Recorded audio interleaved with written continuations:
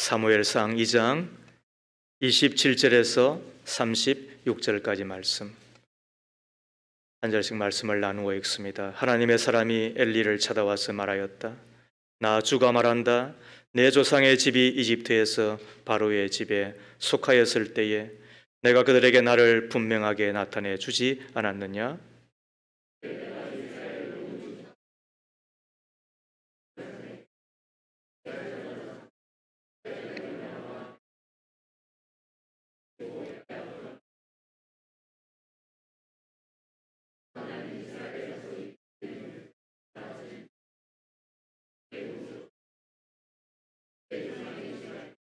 그런데 너희는 어찌하여 나의 처소에서 나에게 바치라고 명한 나의 제물과 예물을 멸시하느냐? 어찌하여 너는 나보다 내 자식들을 더 소중하게 여기어 나의 백성 이스라엘이 나에게 바친 모든 제물 가운데서 가장 좋은 것들만 골라다가 스스로 살찌도록 하느냐?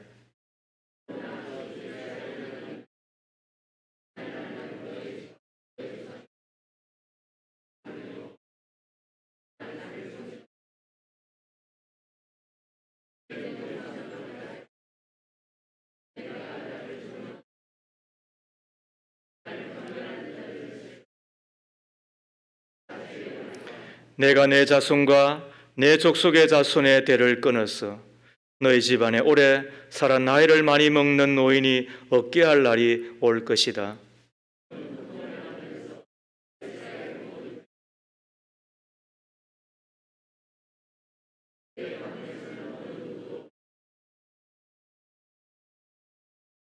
그러나 나는 내 자손 가운데서 하나만은 끊어버리지 않고 살려둘 터인데 그가 제사장이 되어 나를 섬길 것이다. 그러나 그는 맹인이 되고 희망을 다 잃고 그의 자손들은 모두 젊은 나이에 변사를 당할 것이다.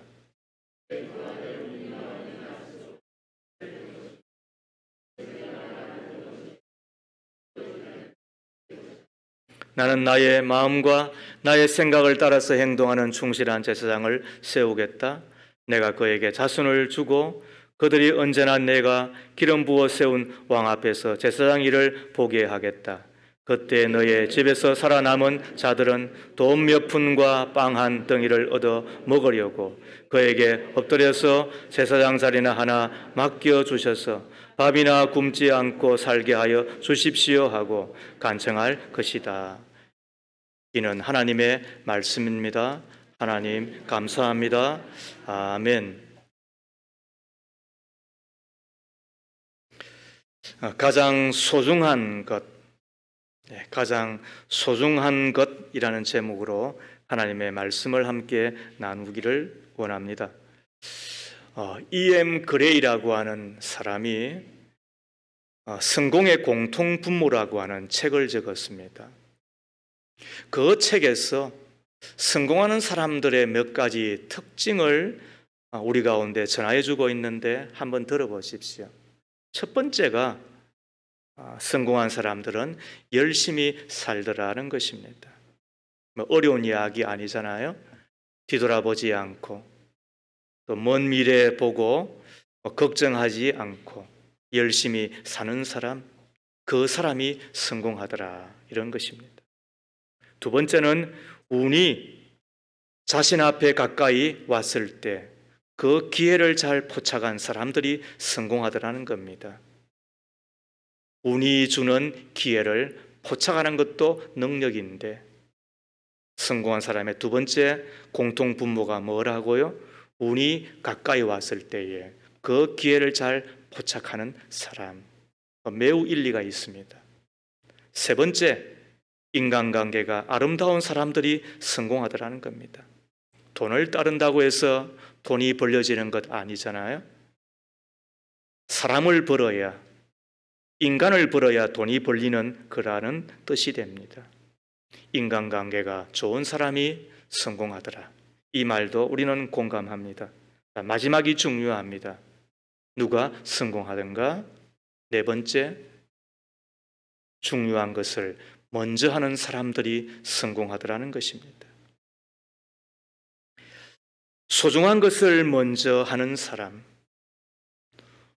좋고 싫음의 기준이 아니라 중요한 것을 먼저 하는 사람, 기분대로 하는 것이 아니라 의무를 따라 어떤 것은 내가 반드시 하여야 하고, 그리고 또 어떤 때는 좀 저기 싫은 기분이 드는데도 불구하고 중요하기 때문에 반드시 하는 사람, 그 사람이 성공하더라는 거예요. 한번 예를 들어 볼까요? 독서하는 것과 TV를 보는 것, 어느 것이 중요해요? 물론 TV 보는 것을 그렇게 나쁘다고 저는 보지를 않아요. 잘 골라보면. 자, 그러나 일반적으로 책을 읽는 것과 TV를 보는 것이 어느 것이 중요하죠? 그런데 많은 사람들은 어떻게 하나요? 독서하는 것이 중요하다고 여김에도 불구하고 책을 안 읽어요. 그리고는 TV만 보게 된다고요. 자, 성경을 읽는 것과 스마트폰을 여는 것, 어느 것이 중요해요? 신자들은 기본적으로 그 정도는 다 동의하죠. 그런데 사람들은 어떻게 합니까? 대부분 다는 아침 눈을 뜨자마자 스마트폰부터 열어요. 거의 습관적으로 중독이 되어 있죠. 그래서 의외로 성경을 읽질 않아요. 첫 시간에 스마트폰을 펴고 신문을 읽는 데는 우리가 발이 빠르지만 그 첫 시간을 하나님 앞에 겸손하게 마음에 무릎을 꿇고 성경을 읽거나 묵상하는 것은 그다지 잘 하지를 않아요. 대부분의 사람들은 급하기 때문에 또 혹은 쉽기 때문에 먼저 해버리고 마는 듯해요. 그러나 성공한 사람들의 특징이 뭐라고요? 그들의 공통분모가 뭐라고요? 그거는 기분 따라 유행 따라 살지 아니하고 중요한 것이 무엇인지, 우리가 책을 읽을 수 있다고 한다면 무엇보다도 우리 신자들이 하나님 앞에 스마트폰을 여는 것보다도 먼저 기도할 수 있다고 한다면, 신문을 읽기 전에 성경을 읽을 수 있다고 한다면 성공하지 않겠어요? 스티븐 컵이라고 하는 사람은 그의 책의 판매 부수가 2,500만 권 이상이 된다고 하니까 전 세계적으로 대단하잖아요. 그는 200년의 미국 역사를 연구해서 성공한 사람들의 공통적인 습관이 있더라. 7가지를 적었잖아요. 성공한 사람들 7가지 습관이라고 한 책인데 그 가운데 하나가 뭐예요? 성공한 사람들은 소중한 것을 먼저 하더라라는 거예요. 여러분들이 성공할 수 있기를 바라요. 인생에도 또 가정생활에도 무엇보다도 신앙의 삶에 있어서 성공자가 되기를 바라요. 우리의 젊은이들도 성공할 수 있기를 바라요. 자, 그렇다면 우리가 어떻게 되나요? 소중한 것, 중요한 것을 먼저 하셔야 돼요. 먼저 한다는 이야기를 해서 무조건 빨리 한다는 뜻은 아니에요. 시간적으로 먼저 제일 앞에 한다는 그런 뜻만은 아니에요. 우리의 삶 가운데, 하루의 일상 가운데서 반드시 그것은 내가 하고 지나간다, 이런 결심과 또 이런 결단이 있겠지요. 그 사람이 반드시 잘 되더라는 거예요. 인생을 길게 놓고 보면 말이에요. 자, 그런데 오늘 우리는 이 부분에 실패한 사람을 만나게 된다고요. 그가 누구예요? 엘리와 그리고 그의 두 아들입니다. 우리는 이미 생명의 삶이라고 하는 보조교재를 통하여서 매일매일 이 사무엘 상 성경을 읽고 묵상하고 있습니다. 엘리에 대하여서 우리는 잘 압니다.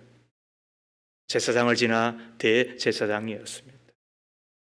하나님의 성전을 맡아 예배를 주관하며 또 이스라엘에게 말씀을 전가할 뿐만 아니라 위하여 기도하는 영적 대지도자입니다. 뿐만 아니라 그의 두 아들은 홈리와 비느하스로 말 그대로 금수저의 가정에서 태어나 남 부를 것이 없는 사람이 되었잖아요. 아버지를 잘 만나는 것은 복이에요. 어머니를 잘 만난다는 것은 복이에요. 돈이 없어도 근사하고 아담하고 품위가 있는 부모를 만나는 것은 더 큰 복이에요. 그러나 돈도 있으면 얼마나 좋겠어요. 그 집안 자체가 명문가이면 얼마나 좋겠어요. 부인할 수 없는 자랑이에요. 인생에 그만큼 더 큰 복도 없을 거예요. 그런데 홈리와 비느하스가 그와 같은 사람이었어요. 그러나 그에 대한 성경의 평가는 어떠합니까? 12절에 보면 엘리의 아들들은 행실이 나빴다. 그들은 주님을 무시하였다라고 적고 있습니다. 행실이 나쁘다는 이야기는 벨리알의 아들들이라는 원어의 말입니다. 벨리알이라고 하는 이야기는 가치 없는 사악한 타락한 이런 뜻을 가지고 있습니다. 제사장의 아들이며 제사장의 역할을 해야 되는 이들임에도 불구하고 저들은 사악한 타락한 아들들이라는 그런 말입니다. 더 나아가 하나님을 무시하였다라는 표현이 있습니다. 저들이 누구인데요? 그런데도 불구하고 저들은 하나님을 어떻게 했다고요?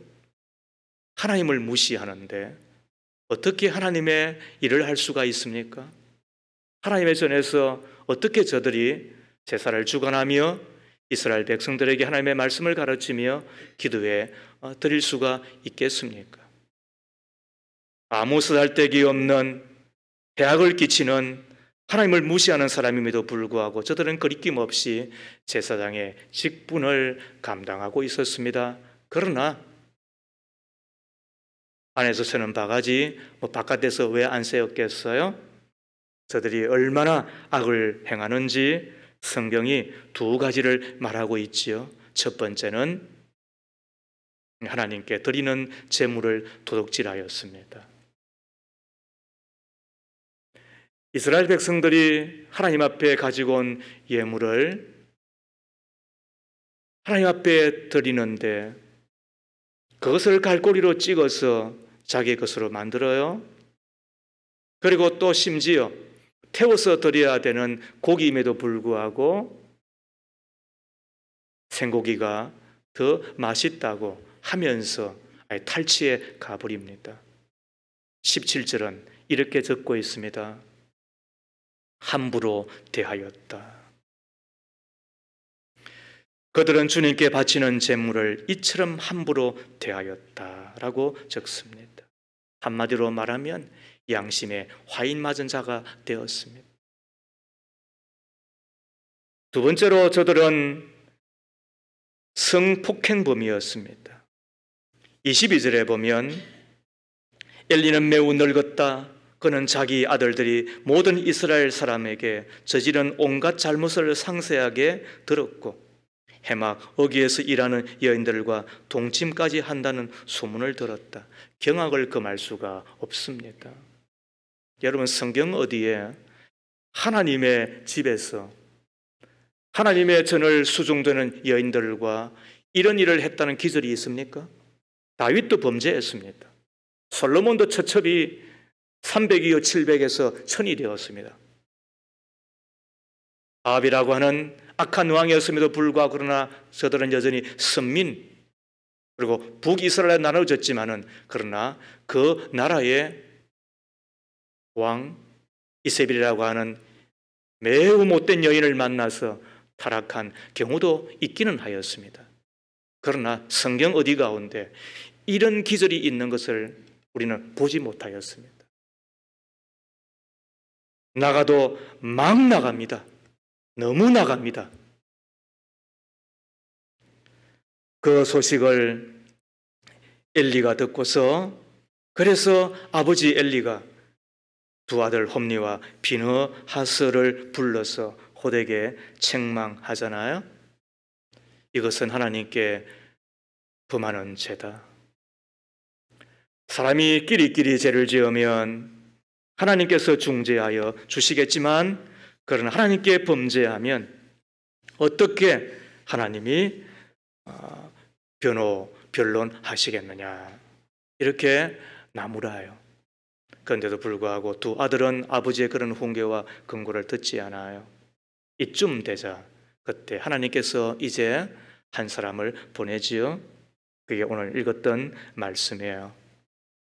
그리고 그 말씀을 요약하면 한마디로 이렇습니다. 내가 나를 멸시하였느냐? 내가 반드시 너를 죽이겠다. 이것이 오늘 하나님의 말씀입니다. 누가 잘못했는데요? 그러니까 하나님 어떻게 한다고요? 다 잘못했다고 해서 하나님이 이렇게 말하지는 않으셔요. 그리고 특히 신약의 빛 가운데 예수 그리스도를 믿는 우리들에게는 한없는 은혜, 그런 너그러운 하나님의 마음이 있어요. 그러므로 우리가 용서받죠. 그러나 믿음으로 얻은 그 이신칭의 때문에 우리가 진정으로 회개하지 아니하고 자기의 잘못에 대하여 묻어나거나 그리고 그것에 대하여서 빤질빤질한 마음을 갖고 있을 때 하나님이 하시는 말씀은 의외로 경고를 지나 무서운 하나님의 심판에 맺어야 된다는 사실을 기억할 필요는 있어요.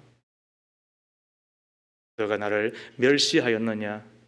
내가 반드시 죽이겠다는 거예요. 누가 잘못했는데요? 홈리와 비느하스가 잘못했어요. 그리고 그것에 대하여 듣고 아버지 엘리는 심하게 꾸짖기까지도 하였다라고.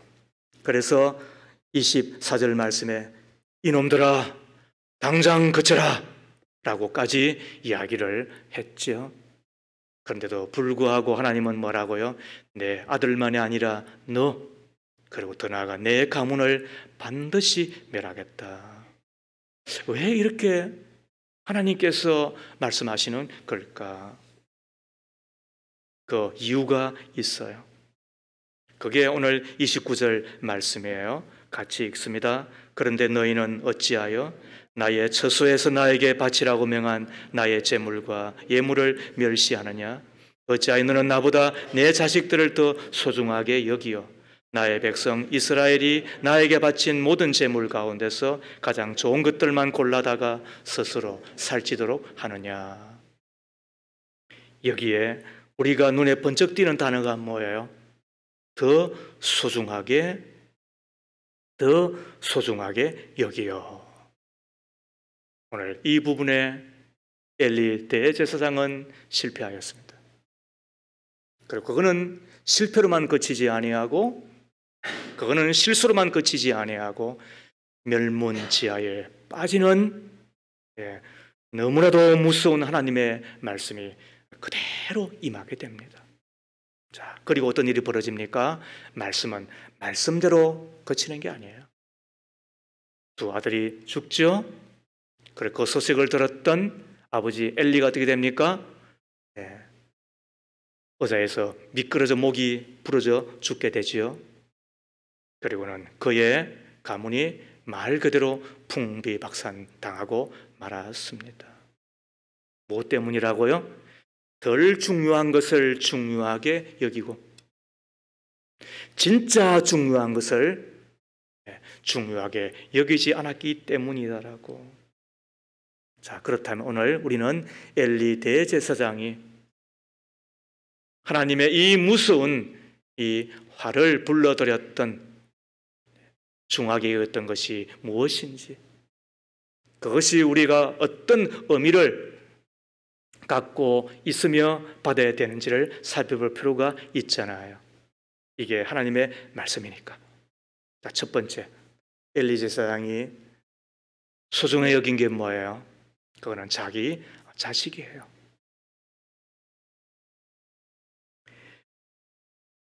(29절) 말씀에 어찌하여 너는 나보다 내 자식들을 더 소중하게 여기어 나의 백성 이스라엘이 나에게 바친 모든 재물을 가운데서 가장 좋은 것들만 골라다가 스스로 살찌도록 하느냐? 너가 어떻게 내 자살을 이렇게 멸시하느냐? 너가 어떻게 나의 예배를, 나의 제사를 그리고 나됨을 이렇게도 멸시하느냐? 그 이유가 뭐라고요? 내 자식들을 나보다 더 소중하게 여기에 소중하게 여기다는 이 말이 30절에서는 나를 존중하는 사람이라고 하는 이 말과 똑같아요. 카바드라고 하는. 이게 성경이에요. 그래서 성경은 연구할 필요가 있는 거예요. 자, 소중하게 여기다는 말과 같은 말이 뭐라고요? 존중하다는 말이에요. 같은 단어예요. 자, 그렇다면 이 엘리가 어떤 잘못에 빠지는 것이죠? 존중해 드려야 되는 하나님, 전혀 그 마음에 없는 건 아니에요. 자, 그런데 존중해 드려야 되는 그 하나님만큼이나, 그리고 심지어 존중해 드려야 되는 하나님보다도 더 존중하고 소중히 여긴 게 뭐라고요? 자기의 자식인 거예요.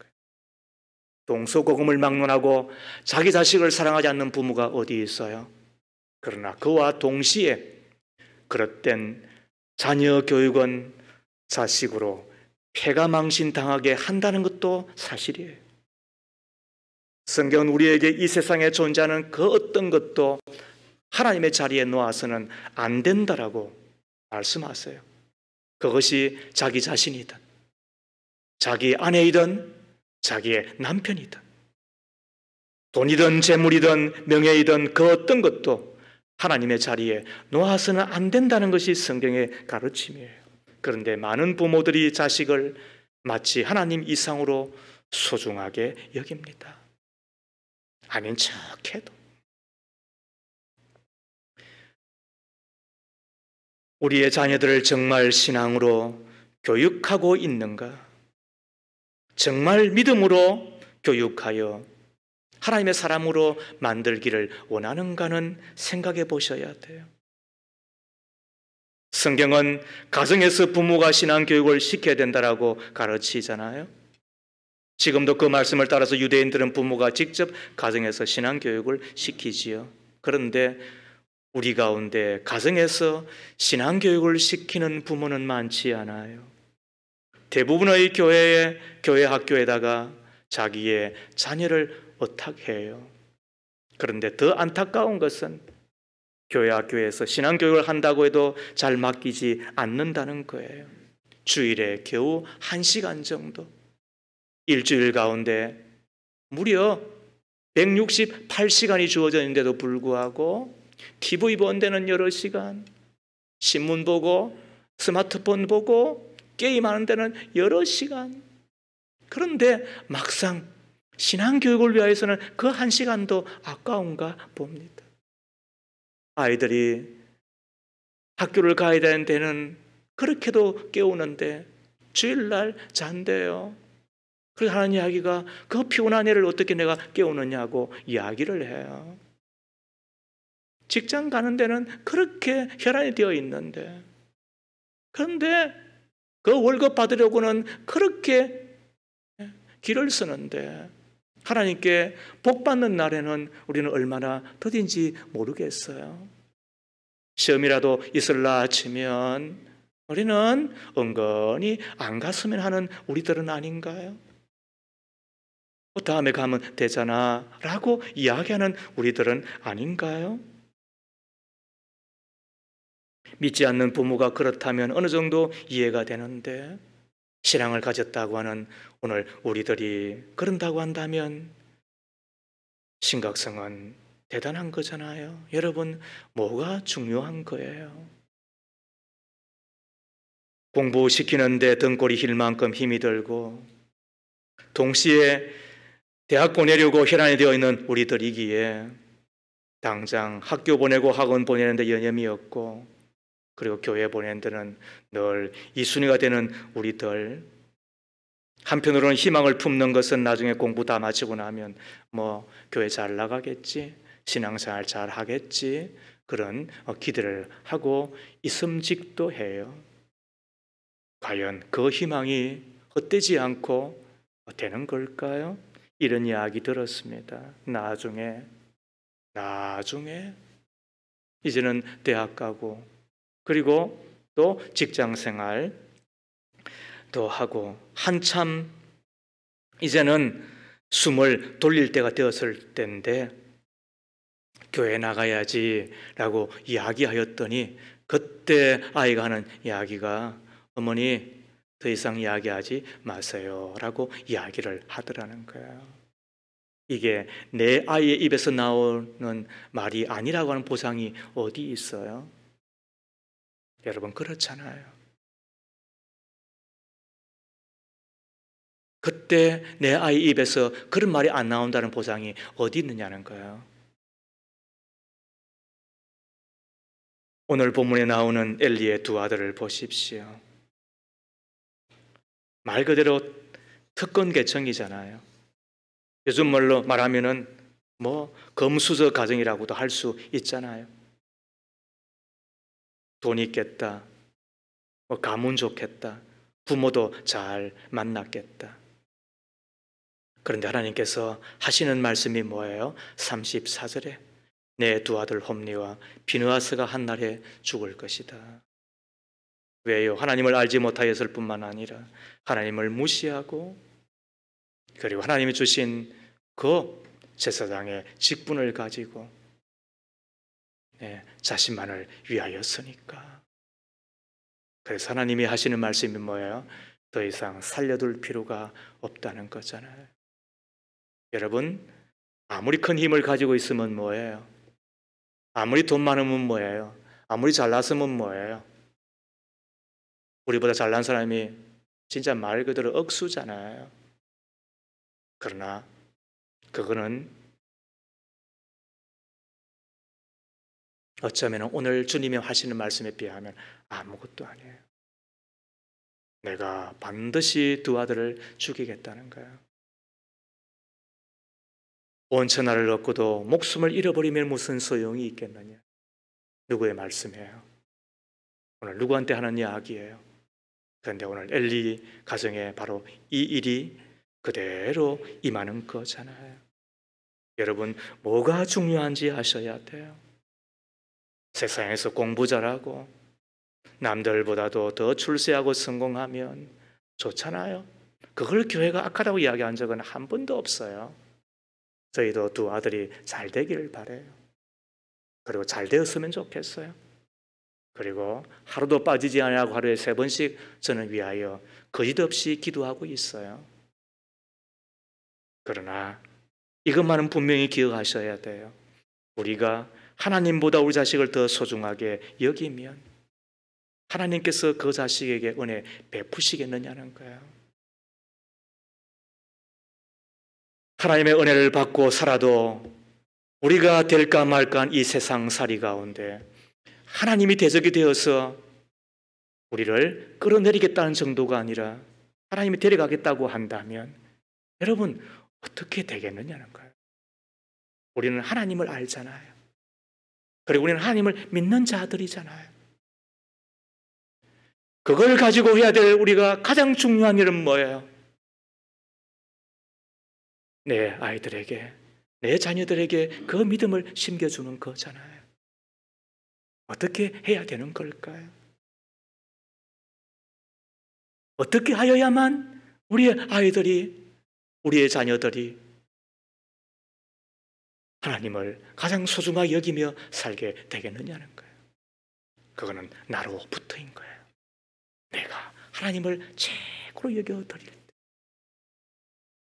그때 하나님이 나를 보시고 내 자녀들에게 그 동일한 믿음을 주시지 않겠습니까? 왜? 자식들은 부모 입에서 나오는 이야기를 듣는 자들이 아니니까. 부모의 뒷모습을 보고 따르는 자들이니까. 내가 하나님을 무시하면 그들도 하나님을 무시할 거예요. 그때 하나님으로부터 무시당할 거예요. 내가 하나님을 거절하면 내 아이들도 하나님을 거절하며 살 거예요. 내가 하나님의 말씀에 토를 달고 살면 그 아이들도 하나님의 말씀 앞에 토를 달며 그렇게 시시하게 살 거예요. 그때 하나님은 그들도 거절하고 말겠죠. 내가 하나님을 어느 것보다도 소중하게 여기고 하나님을 최고로 존중하게 여기면 그들도 부모에게서 배운 그대로 그리고 부모에게서 향기처럼 맡은 그대로 하나님을 최고로 존중하게 여기며 살겠죠. 그게 돈보다 덜할까요? 이 세상에는 어떤 것보다도 덜할까요? 여러분, 다시 묻겠습니다. 자식입니까? 아니면 하나님입니까?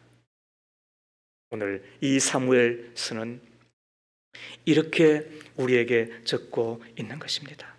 21절 말씀에 주님께서 한나를 돌보아 주셔서 한나는 임신하여 아들 셋과 딸 둘을 더 낳았다. 어린 사무엘도 주님 앞에서 잘 자랐다. 그리하여 이 사무엘이 어떻게 됩니까? 구약에 나와 있는 그 유일한 인물, 제사장권과 그리고 선지자권과 그리고 왕권을 가진 3권을 가진 사람이 됩니다. 결코 다윗보다 못하지 않고 결코 모세보다 못하지 않는 위대한 하나님의 인물이 됩니다. 누구 때문에? 오늘 나와 있는 것대로 한나 때문에. 그 한나를 돌보아 주셔서, 그리고 어쩌면은 이 사무엘이 다 커서 자기 어머니를 이야기하는 것이 뭐예요? 내 사랑하는 어머니는 영적으로 척박하고 그리고 모든 것이 불비하고 저주받은 처지와 같은 그 여인의 자리에서 여전히 기도하고 그리고 또 기도하여 나를 낳았고, 그리고 눈에 넣어도 아프지 않는 나를 주님 앞에 바쳐 제사장처럼 살게 하여 나를 이렇게 만들었다. 내 어머니 한나. 이것이 사무엘서가 갖고 있는 큰 울림인 거예요. 여러분은 엘리입니까? 자식을 더 사랑하는? 아니면은 자식보다도 하나님을 더 사랑하였던 한나인 것입니까? 엘리가 아니라 한나의 길을 걸어가는, 그리하여 내 품 안에서 인물을 만들고 하나님의 진정한 일꾼들을 만들어내는 우리가 되었으면 좋겠습니다. 엘리는 뭘 사랑했다고요? 뭘 중하게 여겼다고요? 자기의 자식을. 그렇게 하다가 다 잃어버리고 말잖아요. 두 번째로 엘리가 소중히 여긴 것이 뭐예요? 자, 그래서 배워야 돼요. 그게 뭘까요? 자기의 체면이에요. 이게 무슨 말인가? 엘리 제사장은 자기 두 아들이 망나니 짓을 했을 때에 책망하기는 했어요. 그러나 그 책망이 자기 자식을 제사장으로 바로 세우기 위하여 한 책망일까에 대해서는 의아심이 있어요. 자, 증거가 있습니다. 22절 이하 25절을 봤어요. 엘리는 매우 늙었다. 그는 자기 아들들이 모든 이스라엘 사람에게 저지른 온갖 잘못을 상세하게 들었고 해막 어귀에서 일하는 여인들과 동침까지 한다는 소문을 들었다. 그래서 그는 그들을 타일렀다. 너희가 어쩌자고 이런 짓을 하느냐? 너희가 저지른 악행을 내가 이 백성 모두에게서 듣고 있다. 이놈들아, 당장 그쳐라. 주님의 백성이 이런 추문을 옮기는 것을 내가 듣게 되다니 두려운 일이다. 사람끼리 죄를 지으면 하나님이 중재하여 주시겠지만 사람이 주님께 죄를 지으면 누가 변호하여 주겠느냐? 맞는 말이잖아요. 그러나 제사장인 두 아들이 성문에서 수종도는 여인들과 강제로 동침한다는 그 부끄러운 이야기가 백성 사이에 파다히 퍼지자 그는 부끄러워, 창피하니까 자기의 체면 때문에 부끄러운 짓 하지 말라고 책망한 듯합니다. 증거가 있습니다. 12절 이하 17절을 보십시오. 엘리의 아들들은 행실이 나빴다. 그들은 주님을 무시하였다. 제사장이 백성에게 지켜야 하는 규정이 있었는데 그들은 그것도 무시하였다. 누군가가 제사를 드리고 그 고기를 삶고 있으면 그 제사장의 종이 살이 3개 달린 갈고리를 들고 와서 냄비나 솥이나 큰 솥이나 가마솥에 갈고리를 찔러 넣어서 그 갈고리에 걸려 나오는 것은 무엇이든지 제사장의 몫으로 가져갔다. 실로에 와서 주님께 제물을 바치는 이스라엘 사람들이 모두 이런 일을 당하였다. 그뿐 아니라 사람들이 아직 기름을 떼내어 태우지도 않았는데 제사장의 종이 와서 제물을 바치는 사람에게 제사장님께 구워드릴 살고기를 내어놓으시오. 그분이 원하는 것은 삶은 고기가 아니라 날고기요 하고 말하곤 하였다. 제물을 바치는 사람이 그 종에게 먼저 기름을 태우도록 되어 있으니 그렇게 하고 난 다음에 원하는 것을 가져가시오 하고 말하면 그는 아니요 당장 내어놓으시오. 그렇지 않으면 강제로라도 가져가겠소 하고 대답하였다. 엘리의 아들들은 주님께서 보시는 앞에서 이렇듯 심하게 큰 죄를 저질렀다. 그런데도 불구하고 어떻게 돼요? 나무라지 않아요. 이때까지만 하더라도 나무라지 않아요.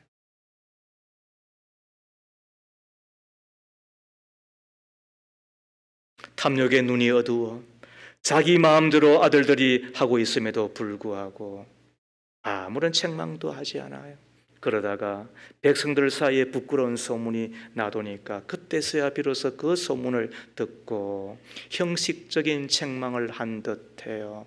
성경이 여러분 거짓말을 하겠어요? 그래서 29절에 너는 나보다 내 자식들을 소중하게 여기어 나의 백성 이스라엘 나에게 바친 제물 가운데서 가장 좋은 것만 골라다가 스스로 살찌도록 하느냐.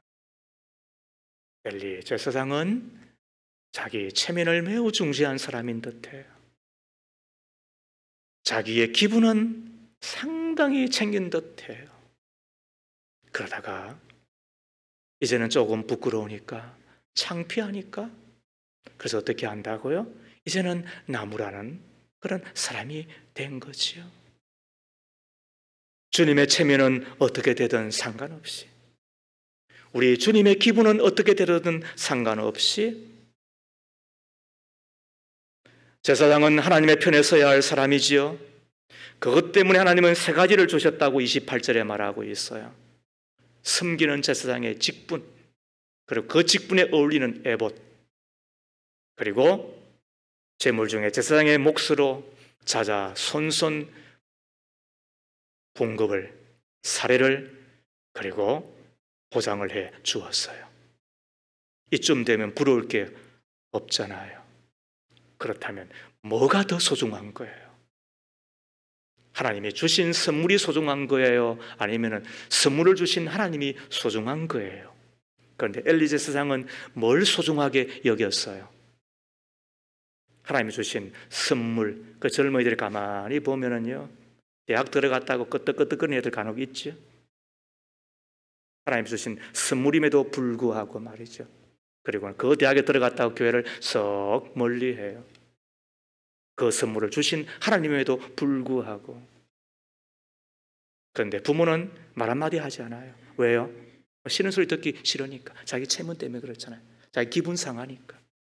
그러고 보면 어쩌면 자기 기분을 따라 살아가는 게 우리들이에요. 자기 체면. 엘리도 그리 한 듯합니다. 그래서 하나님 어떻게 한다고? 내 얼굴에 똥칠하겠다는 거예요. 제 이야기인가요? 그렇지 않아요. 말라기 2장 3절 말씀에 나는 너희 때문에 너희 자손을 꾸짖겠다. 너희 얼굴에 똥칠하겠다. 성경이에요. 자기 체면을 그렇게도 위하였습니다. 자기 기분 나빠지는 것은 그렇게도 힘들어하였습니다. 자기 얼굴은 그렇게도 삐까 번쩍하게 꾸미고 가꾸고 그리고는 내세웠습니다. 그때 우리 하나님 어떻게 한다고? 내 얼굴에 똥칠하겠다는 거예요. 이것이 오늘 말씀인 것입니다. 여러분, 사람은 체면을 갖고 사셔야 돼요. 고린도전서 13장에 의하면 사랑은 오래 참고, 그 다음 뭐라고 해요?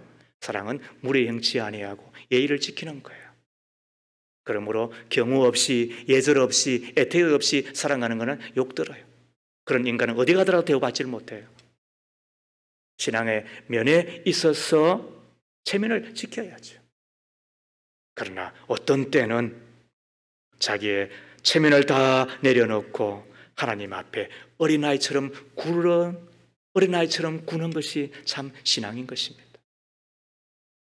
사무엘하 6장에 보면 하나님의 법궤가 예루살렘 성을 향하여 들어올 때에 그때 왕이었던 다윗, 그는 왕복을 입고 그리고는 왕의 위신을 하고 그리고 모든 사람들이 그 왕과 함께 무리를 이루어 그리고 군대를 이루어서 그 하나님의 법궤가 오는 것을 맞이하잖아요.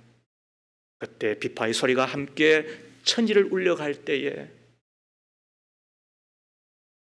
다윗은 참 멋지다 그지? 이렇게 하지 아니하고 하지 아니하고 어떻게 합니까? 덩실덩실 춤을 추는 거야. 누군데도 불구하고, 왕인데도 불구하고. 우리 가운데는 찬송할 때 박수도 안 치잖아요. 찬송할 때 손도 안 들잖아요. 우리는 찬송할 때도 입도 크게 안 벌리잖아요. 우리는 기도할 때에 입을 열고 통성으로도 기도하지 않잖아요. 왜? 내가 배웠는데 내가 그래도 못 쓰면 안 돼. 가시는 아니라서 다행입니다, 여러분. 그래도 내가 그래도 내 교회에서 이쯤 되는데, 예, 그럴 수 있습니다. 사람은 예의는 지켜야 되니까. 그러나 체면을 버려야 되는 것이 신앙의 세계예요. 왜? 네, 하나님이시니까. 그래서 어린아이처럼 되어지지 아니하면 결단코 천국에 들어오지 못하리라. 이게 주님의 말씀입니다. 다윗은 어떻게 합니까? 덩실렁실 춤을 추잖아요. 왜? 네, 하나님이시니까. 그 모습을 지켜보았던 다윗의 아내 미갈이 어떻게 한다고요? 염치도 없는 임금님, 어떻게 그렇게 만인들이 지켜보는 앞에서 그렇게 춤을 춥니까? 창피해서 죽겠습니다. 그 이야기를 듣고 다윗이 했던 이야기를 들어보십시오. 당신은 왕족이요, 당신의 아비가 사울이라서 그렇게 이야기한 줄은 모르겠으나 그러나 나는 내 하나님 앞에 목자로 목동으로 있을 때 부름을 받아 내가 그 은혜를 입어 하나님의 사람이 되었는데 내가 이런 춤마저도 못 춘단 말입니까? 내가 이런 춤마저도 못 춘단 이야기입니까? 그와 동시에 하나님이 어떻게 한다고? 미갈의 얼굴에 똥칠을 해버려요. 그게 그의 잉태의 문을 닫아버리는 것입니다. 제 이야기가 아니죠. 여러분, 우리는 늘 그렇게 폼 잡습니다. 나에게나 있다고. 늘 우리는 그렇게 하나님 앞에 나름대로 폼 잡고 삽니다. 뭐나 가졌다고. 여러분, 얼마나 가지셨습니까? 가방끈 얼마나 깁니까? 여러분들이 얼마나 잘났으면 얼마나 잘났습니까? 삭개오를 보십시오. 그는 여리고 성의 세무서장이었습니다. 제부 높잖아요. 그때 예수님께서 그 여리고 성을 지나간다는 소식을 듣고 그는 예수님을 만나려고 앞으로 뛰어갑니다. 그런데도 불구하고 앞에 사람들은 많고 자기는 키는 작고, 그때 그가 생각했던 것이 앞에 있는 뽕나무에 올라가 누가요? 나이 많은 삭개오가, 누가요? 그래도 제시머리에 있는 세무서장이, 누가요? 그래도 어른이. 그런데 누구처럼? 어린아이처럼. 왜요? 예수님 만나려고, 예수님 보기를 원하여서. 그 모습을 지켜보고 우리 예수님 뭐라고 그런다고요? 삭개오야, 내려오너라. 내가 내 집에 유하여야 되겠다. 그렇게 해서 그가 예수님으로부터 하나님의 자녀이 된 특권을 얻게 되는 거예요. 사랑하는 여러분, 여러분의 얼굴이 빛나기를 원하십니까? 여러분, 까분다고 이런 빛나는 게 아닙니다. 여러분, 그렇게 꾸미고 나댄다고 해서 우리의 얼굴이 빛나는 게 아닙니다, 여러분. 제가 늘 두려운 게 뭔지 아십니까? 지금까지 주님의 받은 사명 앞에서는 철저하게 헌신적으로 살았습니다. 열심을 다하여 살았습니다. 지난주 수요일날 본문 예후처럼. 그러나 그 사명이 끝났을 때에 그 모든 책임을 다 내려놓고 난 이후에도 내 마음 다하여 전심을 다하여 내 주님을 따르게 될 것인가? 그게 저의 늘 숙제예요. 그게 늘 주님 앞에 드리는 기도예요. 체면 생각하지 아니하고 내가 뭐 목사네, 뭐가 중요합니까? 그 목사의 짐 때문에 새벽을 살아야 되고, 그리고 토요일도 없이 지금까지 무려 40년 가까이를 산 저 나름대로 하나님께서 저로 살리려고, 그래서 자리가 사람 만들고 직분이 사람 만드는 거니까 무거운 것만큼 하나님 앞에 감사한 것이 있죠. 그러나 그것도 여러분 앞이니까 잘 살아 보려고 한 것이지, 내 주님 앞에 여전히 내 주님 앞에 내가 겸손하게 어린아이와 같은 그런 마음을 갖고 사는 것일까? 살아갈 수 있을까? 늘 기도하지 않을 수가 없는 것이지요. 왜요? 내 체면보다 중요한 것이 주님이니까 말이에요. 마지막 세 번째 보십시다. 엘리 제사장은 뭘 더 소중하게 여겼습니까? 자기 자신입니다. 자기 몸뚱아리였습니다. 자, 29절 말씀을 한 번 더 보겠습니다. 그런데 너희는 어찌하여 나의 처소에서 나에게 바치라고 명한 나의 제물과 예물을 멸시하느냐? 어찌하여 너는 나보다 내 자식들을 더 소중하게 여기어 나의 백성 이스라엘이 나에게 바친 모든 제물 가운데서 가장 좋은 것들만 골라다가 스스로 살찌도록 하느냐? 여기에서 소중하게 여기다라는 이 말이 또 한 번 더 나와요. 30절에 존중하다라는 말과 똑같은 단어예요. 그게 뭔 줄 알아요? 그게 사무엘상 4장 18절이에요. 자, 같이 보세요. 그가 하나님의 계에 대한 소식을 전할 때에 엘리는 앉아있던 의자에서 뒤로 넘어져 문 곁으로 쓰러져서 목이 부러져 죽었다. 늙은 데다가 몸까지 무거웠기 때문이다. 그는 40해 동안 이스라엘의 사사로 있었다. 자, 엘리 제사장이 하나님의 법궤가 빼앗기는과 동시에 자기의 두 아들이 전장대에서 죽게 되잖아요. 그 소식을 전해 듣고 어떻게 합니까? 의자에서 미끄러져 쓰러졌는데 목이 딱 부러져 버렸어요. 그렇게 해서 죽게 되었어요. 자, 두 가지 이유를 들고 있죠. 하나는 늙었기 때문이에요. 또 하나가 뭐예요? 자, 성경 잘 봐요. 뭐 때문에 죽었다고요?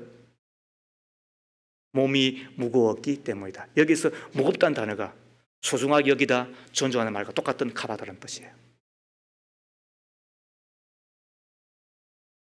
물론 우리가 같은 단어도 여러 개 쓰여지니까 우리가 그렇게 억지로 우리가 연결시킬 필요는 없어요. 그러나 우리는 충분히 상상할 수 있고, 그리고 이제는 공감이 되는 거예요. 무슨 말일까? 왜 엘리 제사장이 여인과 동침하고 하나님의 전을 더럽히는 그 이야기가 소문이 돌았을 때 그것이 부끄러워서 책망한 듯한데, 물론 책망했겠죠. 그런데 그 전에 자기의 아들들이 종도를 보내어서 갈고리로 고기를 도둑질하고, 그리고는 태워드리는 하나님의 그 제사 제물을 빼앗으면서 생고기 좋아한다, 생고기 좋아한다, 그렇게 하면서 탈취해 갔는가? 이제는 상상이 돼요. 왜? 그런데도 불구하고 그렇게 책망하지 않았던 이유가 이제는 상상이 되는 거야. 아, 이 사람은 고기에 맛이 들린 사람이었고, 그 고기 가지고 샤브샤브 해먹고, 그 고기 가지고 불고기 해먹고, 그거 가지고 냉면 해서 먹기도 하고, 그거 가지고 먹으면서 어떻게 했다? 살이 쪘다, 몸이 무거웠다.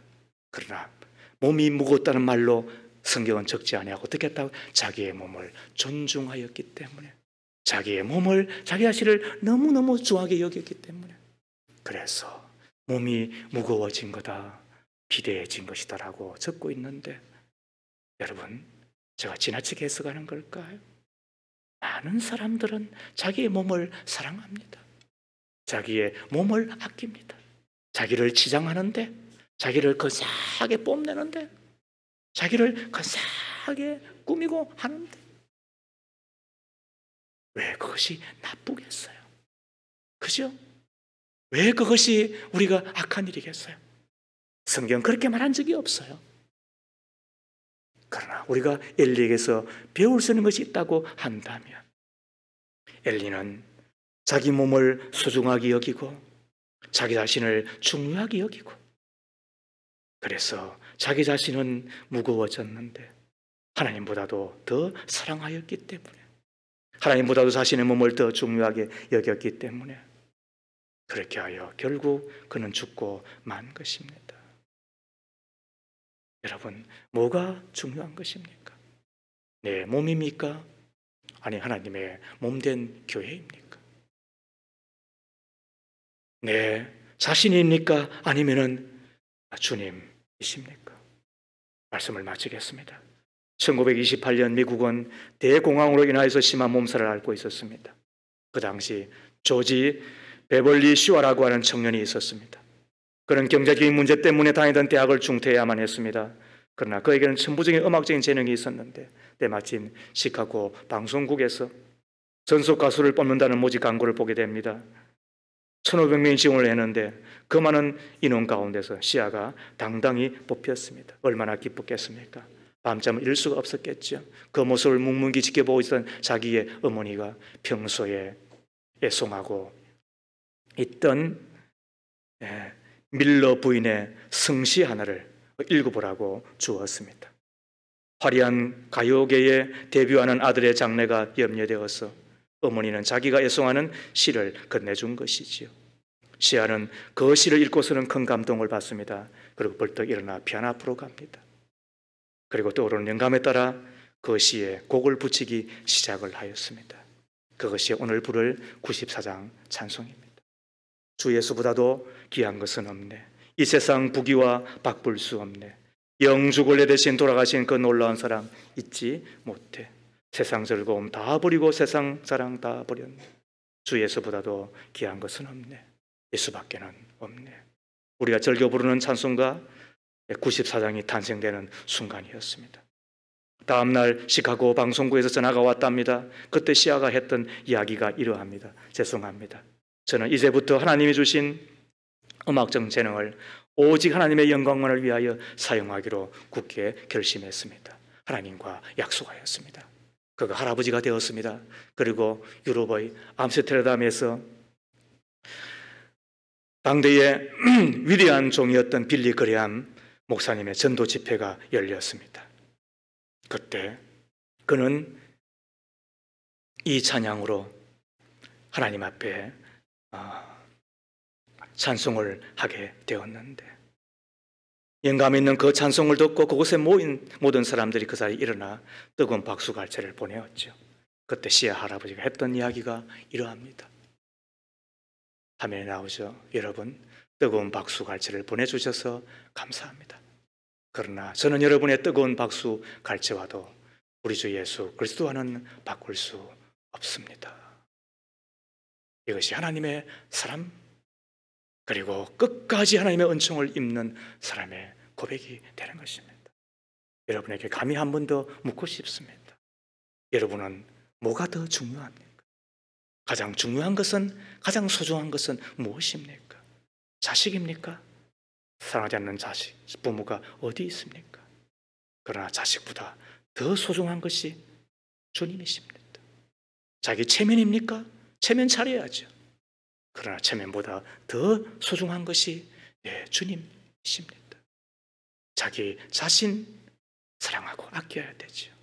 그러나 자기 자신보다 더 소중한 것이 우리 주님이십니다. 왜? 가장 소중한 것이 내 주님이시니까.